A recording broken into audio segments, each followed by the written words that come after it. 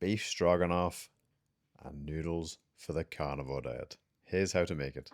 Start with cracking 6 eggs into a bowl and add in 2 12-gram packets of beef gelatin. Season with about a teaspoon of salt along with some garlic granules. Obviously the seasonings are optional. If you don't use them on the carnivore diet, don't add them. Once you have everything blitzed up, you want to pour it out onto a baking tray lined with parchment paper. Make sure you use the entire mixture. This is quite a big tray, and then use a spatula to spread it out evenly into a thin layer. Then you want to put it into the oven at 160 degrees Celsius for about 20 minutes. While this is cooking, you can make the stroganoff. Start by heating a pan on a medium heat and add in about 25 grams of Kerrygold grass-fed butter. Once the butter has started to melt, coat the pan, and then it's time to get your meat in. I used some slow cooked beef that I had made earlier.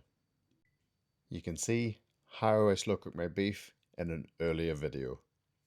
Add it to the pan, and you want to heat this up, like I said, medium heat. Just cook it nice and slow. You don't want to burn it to the bottom. Add in a lot of black pepper. This is what's going to give it the stroganoff flavor. Add a little bit of garlic granules and then give it a good mix around. Once you've mixed in all the seasonings, it's time to add in 250 ml of double cream or heavy whipping cream, whichever you prefer. You want to keep this on a low to medium heat just to stop the cream from curdling. Add in 2 tablespoons of a hard Italian cheese. Mix this all together and continue stirring, like I said, on the low to medium heat. Once you get the desired consistency, turn off the heat and set it to the side. Time to get your noodles ready. Take them out of the oven. You'll notice that it's slightly brown around the edges. You don't want to overdo this, otherwise it dries them out. Let this cool on the side for a while, and then you want to get it onto your chopping board. Flip it over and peel off the parchment paper from behind. This stops from tearing the noodles. You can tidy up the edges by squaring them off with a knife if you wish. You don't have to, it's just something I did. Then you want to start to cut this into thin strips.